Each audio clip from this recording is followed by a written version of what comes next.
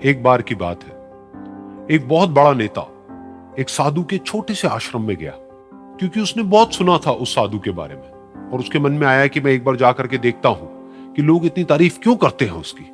तो जब वो उस आश्रम में गया तो वहां पर एक छोटा सा कमरा था जहां पर एक कालीन बिछा हुआ था। वहां पर कुछ लोग बैठे हुए थे नीचे और साधु जी सामने बैठे हुए थे। कुछ सवाल जवाब चल रहा था। तो जैसे ही वो अंदर गया, वो अकेला नहीं था, उसके साथ में 4 बॉडीगार्ड्स भी थे और उसको ये आदत थी कि जहां पर भी वो जाता था लोग अपनी जगह से खड़े हो जाते थे, उसकी तरफ देखते थे, हाथ जोड़ते थे, अपना सर झुकाते थे। लेकिन यहां पर ऐसा कुछ भी नहीं हुआ। साधु ने उसकी तरफ देखा तक नहीं, क्योंकि वो साधु किसी के सवाल का जवाब दे रहे थे।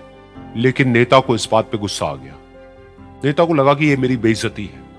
तो उस नेता ने साधु की बात को बीच में ही काटते हुए थोड़ा गुस्से से कहा, मैं आपसे कुछ कहना चाहता हूं। साधु ने उसकी तरफ देखा और बोले, आप थोड़ी देर रुकिए, पहले मैं इनके सवाल का जवाब दे लूं, उसके बाद में मैं आपसे बात करूंगा।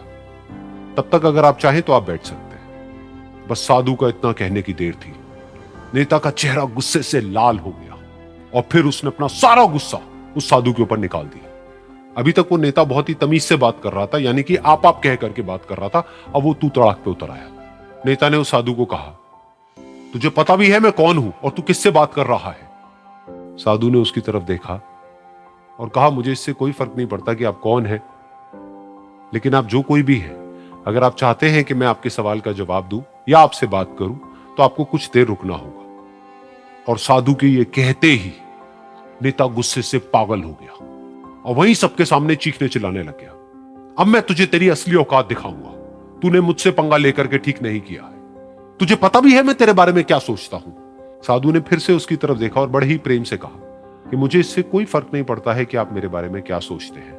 आप जो चाहे वो मेरे बारे में सोच सकते हैं। फिर उस नेता ने बोला कि तू चाहे सुनना चाहता है या नहीं, लेकिन मैं तुझे बताऊंगा यही सबके सामने कि मैं तेरे बारे में क्या सोचता हूं। तू एक बहुत ही घटिया इंसान है। तू कोई साधु नहीं है, तू एक ढोंगी है, पाखंडी है और यहां पर जितने भी लोग बैठे हैं उन सबको बेवकूफ बना रहा है। तेरा बस एक ही मकसद है कि इन लोगों की जेब में जितना भी पैसा है वो सब तेरे पास में आ जाए। तू अपने फायदे के लिए इन लोगों का इस्तेमाल कर रहा है और अब मैं तुझे नहीं छोड़ने वाला। तेरा पर्दाफाश करके रहूंगा पूरी दुनिया के सामने।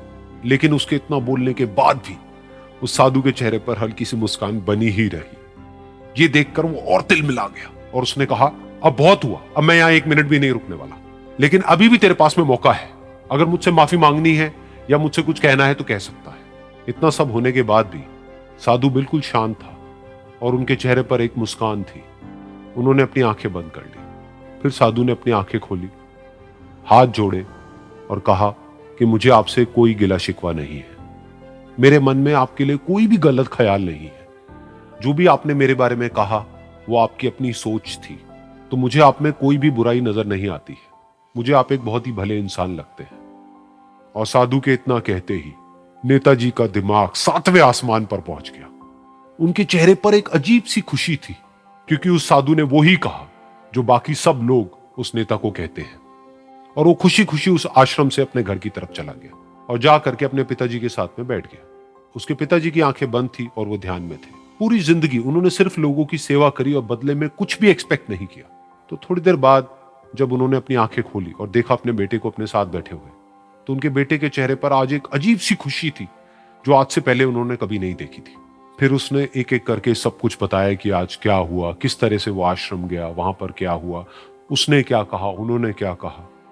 तो जब इसके पिताजी ने पूरी बात सुनी तो थोड़ा सा मुस्कुराए और अपने बेटे को देख करके बोले कि उन्होंने तुम्हारी तारीफ नहीं करी है, क्योंकि उन्होंने वो नहीं कहा कि जो तुम हो, उन्होंने वो कहा कि जो वो खुद है। और तुमने जो भी कुछ उनको कहा वो नहीं कहा कि जो वो है, बल्कि तुमने वो कहा जो तुम खुद हो। यही बात वेदों में भी कही गई है, यथा दृष्टि तथा सृष्टि। ये दुनिया तुम्हें वैसी नहीं दिखती है जैसी कि ये दुनिया है। ये दुनिया तुम्हें वैसी दिखती है जैसे तुम खुद हो।